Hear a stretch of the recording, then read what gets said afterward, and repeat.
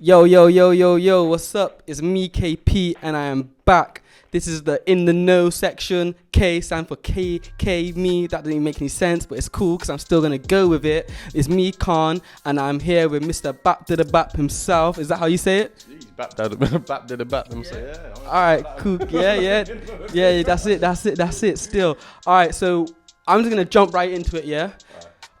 Usually I have some notes, but I don't have any notes because I didn't get to the printer in time. And as you've seen before all of this, there was a bit of a commotion. You know what I'm saying? And then there was like an N-word in the sample and stuff like that. Like, yo, back office is going, back office. See, that's what I'm saying. We're both like just in it. So this is our time to shine, all right? Because back office, yeah, I'm trying to chop my head off, yeah. There's a volunteers meeting like on the 11th or something. Now on the 11th, yeah. So if I don't perform right now, they'll just be like, yo, you know what I mean? Like, KP, sort it out. Do you know what I mean? I don't want that. Thank you. All right, so I'm just gonna jump right into it. First question: what's your name? Me, I go by the name of Komposa. That's Komposa, or Composer starts with a K, ends with an A, whatever way you want to put it. But yeah, that's me. All right, cool. So where does that name actually come from? Like, who made it up? Do you know what I mean? What's the origin of Komposa? Yeah, do you know what? It's kind of mad, really. So when we were kids, I used to have a different name. I used to be called Y.G. That used to be my name before. Yeah, not like these today Y dots. I used to be. Oh yeah, no, let's not talk myself into a situation. But yeah, I used to be called Y.G, which is younger Guinness. Yeah, my brother Guinness. Shouts to Guinness. And that used to be me. And then it was kind of one of them things. Just like I feel in life, you always want to choose your own path of something, and it was kind of a bit like that. So I always said it. I remember having a lyric and it said composer, what I am, who I does what I'm doing, or who I am, what I does what I'm doing, or something like that. I'm pursuing what's never been a new thing, improving but still bruising like the beat. Like, just some they were throwaway bars back in the day, but I remember having that, and I was like scanning through, and then I remember saying, I like the word composer. Some of my friends were like, yeah, you wave your hands around like a lot anyway, and I was like, now we figured out it's a conductor, yeah, as you know. But at the time I was like, yeah, like composer, like etc. And doing so, and I kind of stuck with it because I know it's like I'm a lyricist, or I like to write myself, and I don't necessarily produce per se, but yeah, that's pretty much what I do. I compose my music, so stay composed whilst I'm doing it. All right, cool, Mr. Composer. There you go. You heard it here. So, who actually, or what, inspires you and your music? You know, you were saying that you have friends and they help you with questions or ideas or stuff like that. But like who inspires your music? What's the meaning of your music? Do you know what I mean by that? Yeah. I've always said I've always been content driven. One of my lines is I want to make music that's timeless, not for the time. So in that respect, when you're listening to like the greats, I know it's typical to say, but I'm a big Bob Marley fan. I grew up on Bob Marley, being spun 20,000 times in the household, etc. But then ranging all the way from like Bob Marley. Do you know what? I've got a lot of artists like Jill Scott, for example, and people like that who I grew up to listening to. My mum playing them for time, and I'm listening to her tunes and being like, wow, like she's writing timeless music. So people like that, for example, stepping, I guess, on the American side, Jay-Z is another. If I'm talking about being real about stuff like lyricism, I made a point the other day, he's the only rapper I know that can rap over a sample for 3.5 minutes, 4 minutes. So for me, that's a true testament to his lyricism. And you always know what he's talking about. If you don't know what he's talking about, he still breaks it down and there's content to it.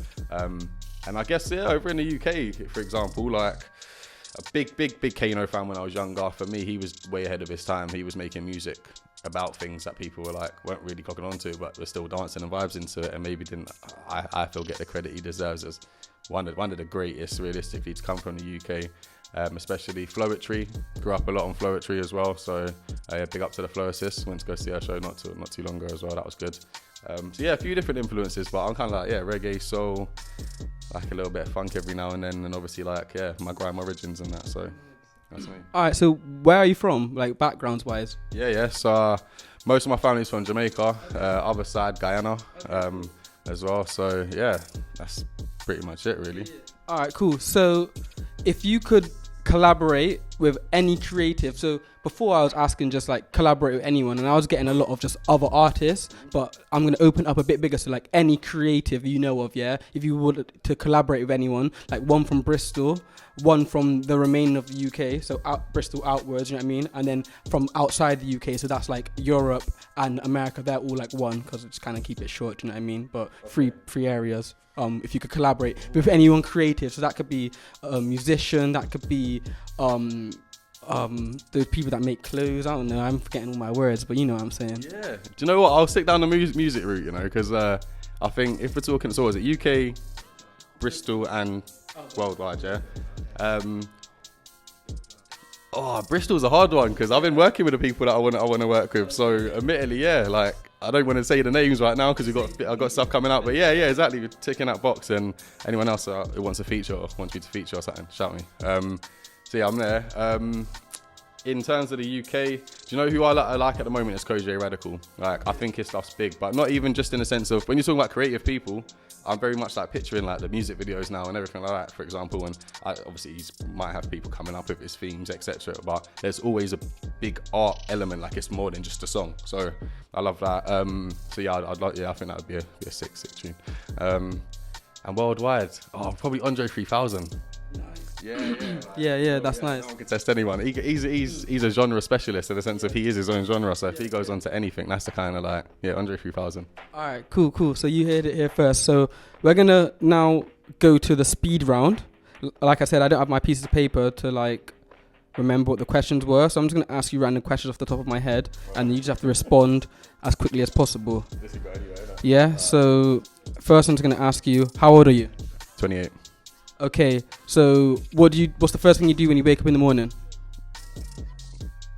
Wash my places, make sure I'm good.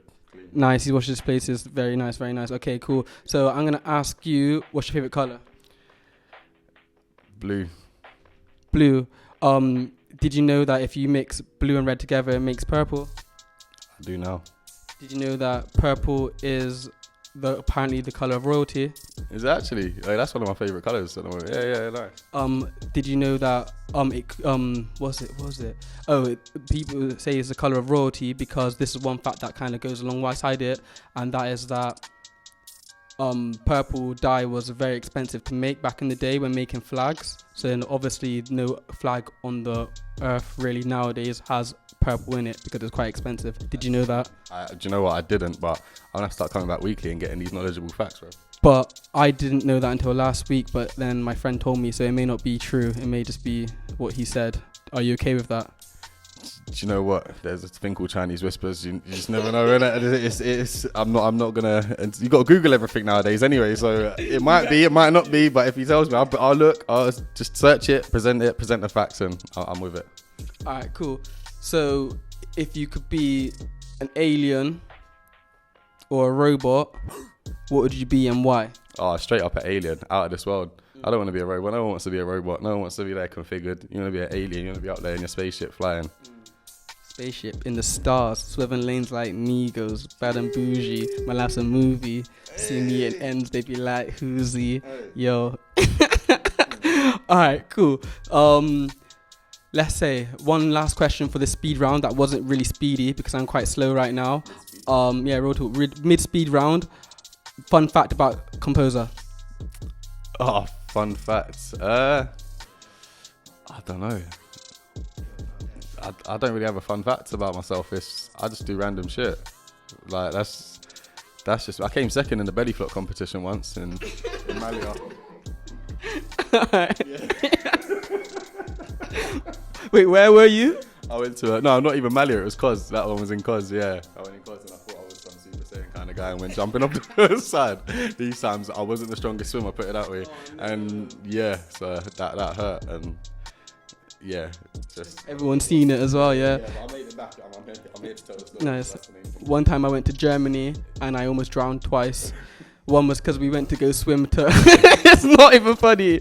One because I went to go swim to an island. We got like 5/8 of the way. I don't know why I said that figure. We got most of the way. We got most of the way there. Do you know what I mean? And then the adults was like, oh, because it's a camp innit. So there's like, oh no. Come back, you can't do that. But they only noticed when we were 5/8 of the way. Do you know what I mean? So what were you doing? How did you know you were 5/8? Because I guess, because I'm trying to know which way you went. We're 5/8, you know, because we are more than a half. Do you know what I mean? Do you know what I mean? So like we are there, we are on the way there. Do you know what I mean? Like. The island was looking bigger than where we came from. Do you know what I mean? Yeah. But yeah, so we swam back straight from that 5/8. Yeah. So now I had to do like technically 10 in it, 5 there, 5 back. 10 16ths, innit? I had to do. So yeah, I had to do 10 16ths. So obviously, I get back, let's say 2 of the 5 on the way back. On the way there, like I got tired, so then I had to get my boy Billy to carry me the rest of the way. So that's the first time, yeah. And then the second time, yeah, he brought me all the way back, man.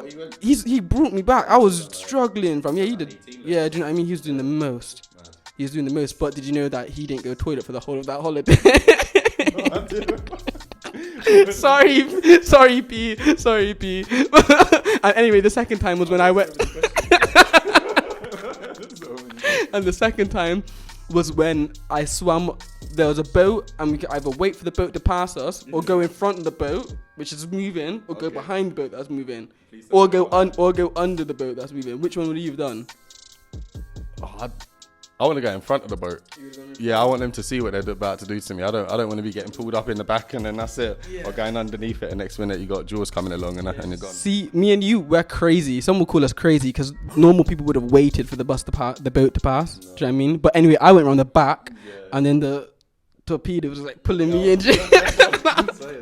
So twice, yeah, in Germany I almost drowned. I don't even know where I am anymore, but I'm going to ask you just two more questions, yeah?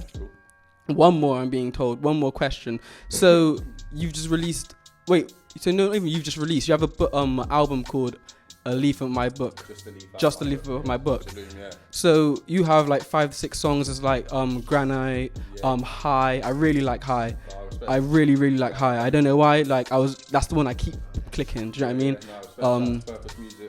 And then.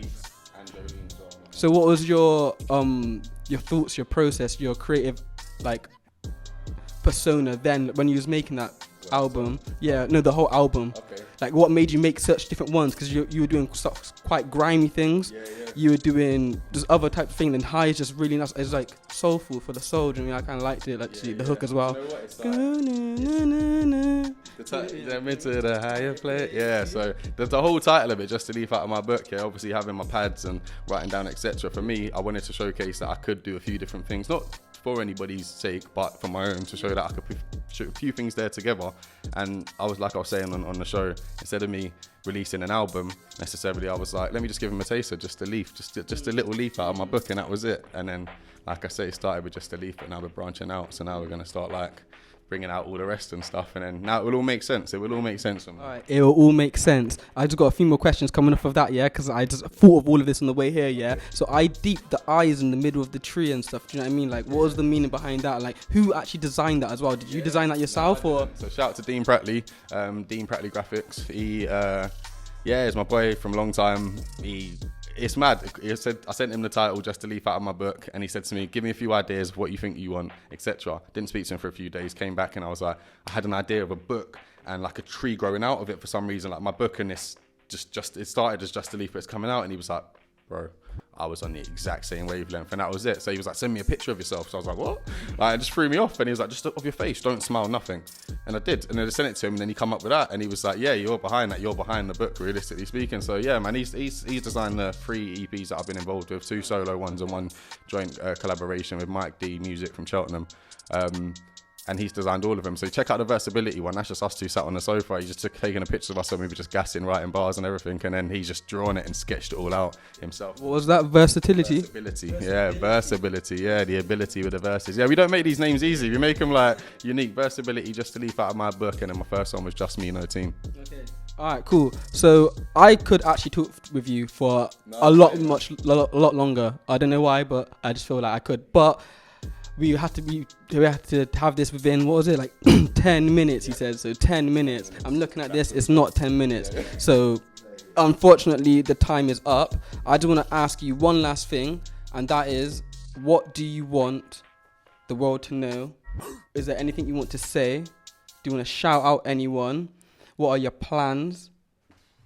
Like, do you know what I mean? What's a nice ender? Gandhi moment, yeah, this is my little Gandhi moment. I believe charity starts at home, and when I say that, I don't mean in the sense of not helping everyone else, but I believe if you help your 5, for example, people helped and looked after emotionally, mentally, physically, everything else. Yeah, 4 or 5 people that's closest to them. They did it for their 4 or 5 closest. They did it for their 4 or 5 closest. That's how love spreads. And I'm a firm believer in that as well. Do you know what I mean? So before you start going there running around, that's like save everyone. Like, who's your nearest and dearest, look after people, show love, and people will reciprocate that and show that out to everyone, and hopefully that's how it spreads realistically. But there's enough stuff going on in the world. It's too much for me to comment, so spread the love. Whoa. Alright, cool. So it's been me, KP, and it's been Komposa. We're here in Ujima, recording room 3. We got kicked out of 1, outside's raining, blah blah blah. This was In the Know. Behind you's the recording guy, his name's Sam.